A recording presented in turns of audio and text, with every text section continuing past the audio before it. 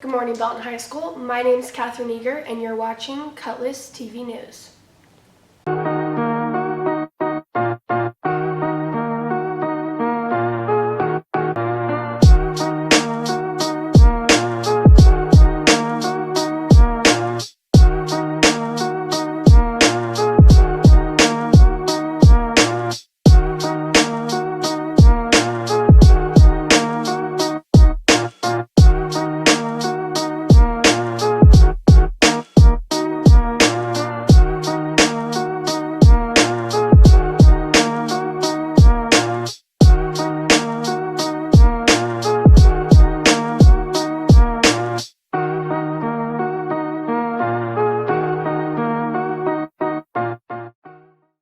Election Day is November 3rd, and many seniors who are 18 will vote in their first election.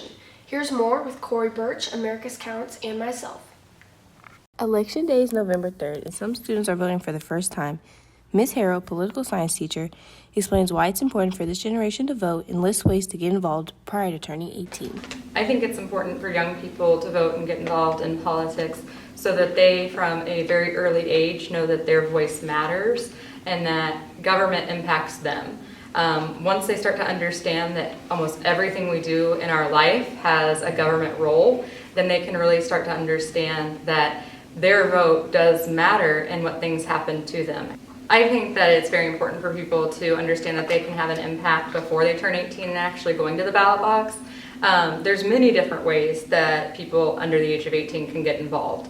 It's a little bit different this year because of COVID. We're not seeing like the campaign rallies or things like that. But that's also a way that you can just participate and go out to hear, what are they saying, and then campaign on those for that you agree with their behalf. So you can already be influencing others by the information that you know. I think that people are really recognizing that they can make a difference in this election and that their vote really matters.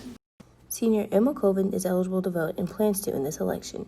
She encourages other 18-year-olds to vote as well.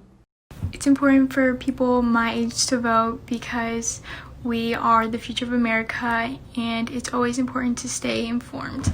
To encourage other people to vote, I would say that your vote matters, every vote matters. We are the future of America. This is what happens now is going to be affecting us the most, so it's important to use your voice and stay informed. With Catherine Eager and Corey Birch, I'm America's Counts with Cutlass TV News. The boys soccer team is kicking into their season. Here's an update with Austin Farrow and Caleb Cormanic. Despite a quarantine start at the beginning of the season, the soccer team continues to compete. Senior Sebastian Benavides talks about the season. We've already quarantined once so far, and it's affected the way we play most of the times, but we're getting through it all, so hopefully we have a good season at the end of it. We're definitely hoping to get to districts and win, make it as far as possible, and just keep the season going. I'll be attending college for business administration and maybe continue playing soccer afterwards. Jose Reyes describes what he's done to compete at a better level this season. COVID affected our season early on. We had a quarantine for 2 weeks. We lost a few games. We lost a game against Ray Peck. I wish we could make that back, but sadly we can't. Our plans for the rest of the season, hopefully win conference and districts and make it even farther than we have in the past few years. With Austin Farrow, I'm Caleb Cormanic with Cutlass TV News. Tuesday, seniors took the ACT and virtual juniors took the ASVAB.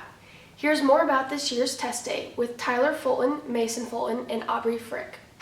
10th and 12th grade students will participate in BHS Test Day this year. Mr. Metlin explains what Test Day is and how students get prepared.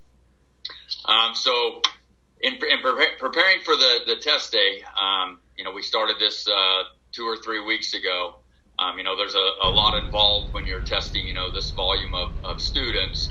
The counseling department put together kind of the schedule, kind of mapped out the testing rooms, identified proctors and rovers to try and make it as smooth a process as possible on the October 20th for the students. We want to make sure it's a testing environment that is helpful for help the students to do their best.